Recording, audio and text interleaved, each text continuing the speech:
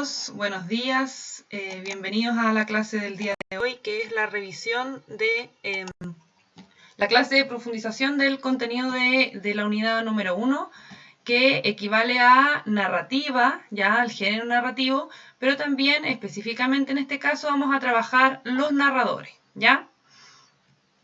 Nuestro objetivo el día de hoy es reconocer los narradores y sus elementos diferenciadores y aplicar estos componentes en la elaboración de diversos relatos, ¿ya? La idea entonces de la clase de hoy es repasar un poquito los contenidos que ustedes vieron en los videos anteriores, ya en los videos que nosotros seleccionamos para ustedes de internet, y vamos a específicamente hoy día trabajar con los narradores, ¿ya? ¿Qué deben recordar de los videos anteriores? Ya de los videos que ustedes vieron, que fueron 3.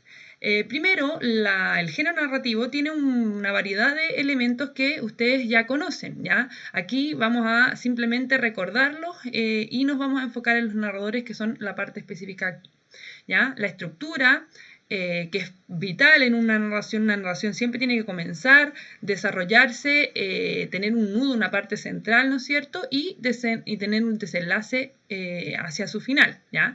Existen entonces los narradores, cada obra literaria tiene, o narrativa tiene un narrador, una persona que cuenta, ¿ya? Aquello que se está desarrollando, tiene personajes de distintos tipos, tiene un tiempo específico, ¿ya? Y a veces puede jugar con los tiempos, tiene un espacio, un lugar físico,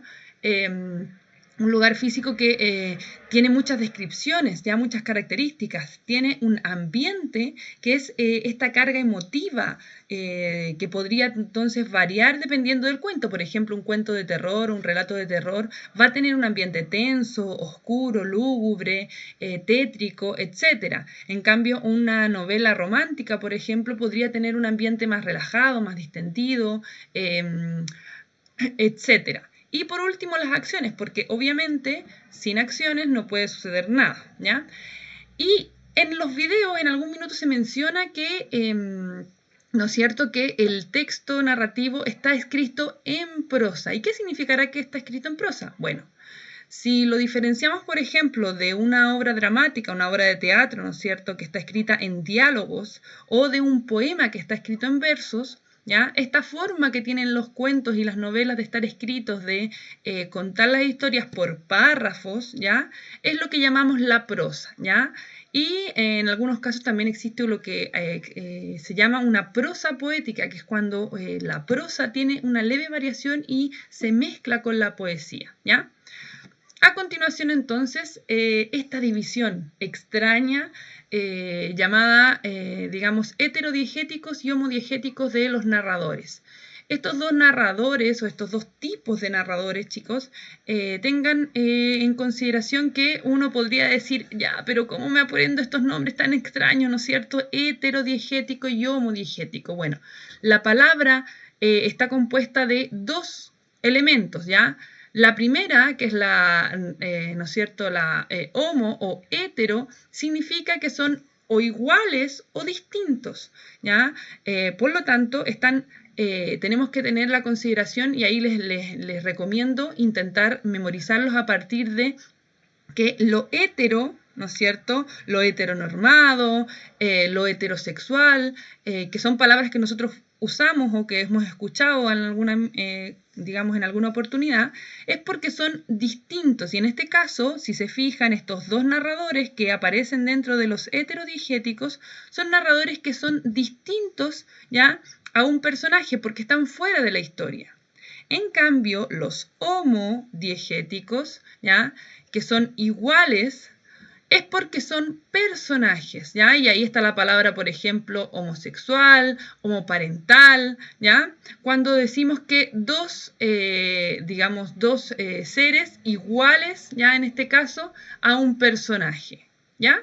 Entonces, esa es una forma de recordar esta diferencia entre lo heterodiegético y lo homodiegético, que son narradores que están dentro de la historia porque son homo, ya son iguales a un personaje, o hetero porque son distintos a un personaje, ¿ya?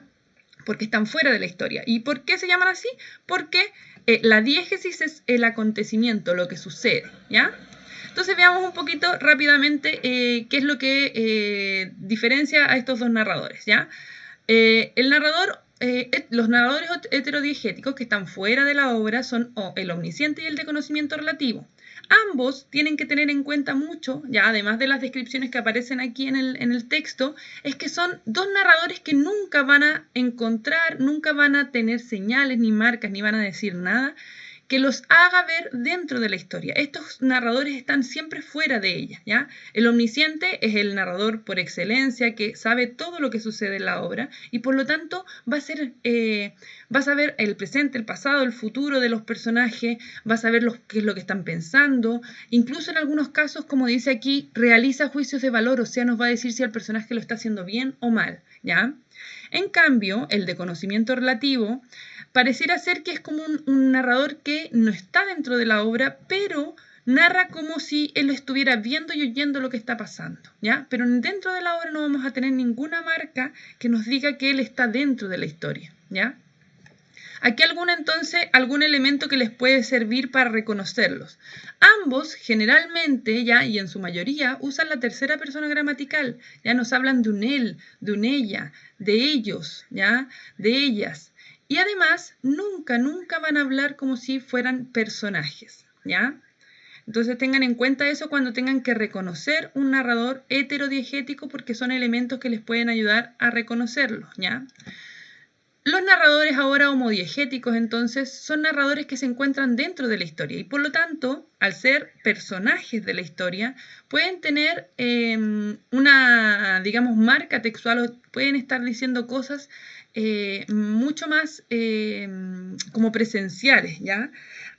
Si uno dice, pucha, pero ¿cómo diferencio el narrador testigo del de conocimiento relativo? Porque parece que son iguales. Bueno, el narrador testigo tiene que tener sí o sí marcas de que él es un personaje dentro de la historia, ¿ya? Porque son iguales, solo que uno está dentro y el otro está fuera. Entonces el narrador testigo está dentro y el narrador de conocimiento relativo está fuera. El narrador protagonista, por su parte, es aquel entonces que nos cuenta su historia y por lo tanto nos habla de a mí me está pasando esto, yo estoy viviendo esto otro, ¿ya? Entonces nos habla en una primera persona. Y recuerden entonces que para reconocer a estos dos narradores lo que tienen que hacer es identificar, ¿no es cierto?, marcas textuales, o sea, palabras que nos digan que el narrador está dentro. Yo lo vi, yo estuve ahí, estaba, digamos, viviendo eso, etcétera. Chicos y chicas, recuerden que los videos enviados también tienen información importante. Ya los videos anteriores son vitales. ¿Por qué? Porque en este video de profundización yo no voy a ver ejemplos de cada uno de los narradores. Pero sí hay un video, uno de los 3 videos que enviamos, que tiene, ¿no es cierto?, ejemplos de estos narradores para que vean las marcas textuales. ¿Ya? Así que repasen eso. Ahora entonces a trabajar. ¿Qué es lo que van a hacer? En sus cuadernos deben realizar 2 cuentos. Estos 2 cuentos, ¿ya?, que no deberían tener una extensión más allá de una plana, ¿ya? La idea es que relaten el mismo hecho, pero desde 2 narradores distintos, ¿ya? En este caso, omnisciente y protagonista, para que sean los 2 más distintos, o sea, aquel que sabe todo y aquel que sabe solo lo que le está pasando a sí mismo, ¿ya? Porque lo está viviendo. Pero tiene que ser exactamente el mismo hecho. La temática es libre, ¿ya? Y a continuación voy a revisar un poquito brevemente la rúbrica que yo voy a utilizar. Nosotros utilizamos una rúbrica para revisar sus trabajos, ¿ya? Y por lo tanto, ustedes antes de entregar los trabajos, las actividades, tienen que revisar estas rúbricas para entregar el texto completo, ¿ya? Para que no les falte nada. Entonces, veamos este elemento porque aquí adelante es donde nosotros vamos a ver qué es lo que debería tener su texto para estar completamente bien, ¿ya? El relato tiene que ser coherente en cuanto a la estructura de inicio, desarrollo y final, ¿ya? O desenlace. Por lo tanto, ojo con esto, para que el cuento esté completo, tenga un inicio, un desarrollo con un nudo y un desenlace, ¿ya? Luego tienen que, y en la parte más importante, tienen que demostrar con las palabras, con los tiempos verbales, con la persona gramatical, que cada uno de los narradores es distinto, ¿ya? Recuerden, omnisciente, generalmente en tercera persona, sabe todo lo que está pasando con todos los personajes, ¿ya? El presente, el futuro, el pasado, etcétera, ¿ya? Incluso puede entonces hacer juicios de valor. Y el protagonista, que nos narra solo lo que le sucede a sí mismo y lo que ve u oye él, ¿ya? Y por lo tanto es su historia. Luego tienen que describir, recuerden, el espacio y el ambiente, ¿ya? El espacio físico. No me digan esto sucede en una casa y nada más, ¿ya? Describamos ese espacio. Describamos a los personajes cómo se están moviendo en el ambiente. Está tenso, es un cuento de la vida cotidiana, es un cuento de terror, es un cuento romántico, etc., ¿ya? Describamos ese ambiente. Y por último, el tema de, ¿no es cierto?, de la ortografía y la redacción. Vital para nosotros es que ustedes escriban, ¿no es cierto?, bien. Por lo tanto, cuiden ahí su ortografía y su redacción, ¿ya? Recuerden que deben realizar los relatos en sus cuadernos y a la vuelta de clase los vamos a revisar. Ya no tienen que enviarlo esta vez al mail. Si hay alguna duda, les pedimos que, ¿no es cierto?, nos escriban a departamento-de-lenguaje88@gmail.com o usen nuestro Instagram. Ya nosotros también tenemos el Instagram lenguaje JMC que puede servir para que ustedes, ¿no es cierto?, resuelvan dudas de manera rápida, ¿ya? Ok, entonces hemos cumplido, ya reconocimos las diferencias entre los narradores, vimos cuál era la actividad que ustedes van a realizar y ahora, chiquillos, entonces manos a la obra. Esperamos que estén muy bien, cuídense y cariños para ustedes, ya los echamos de menos mucho.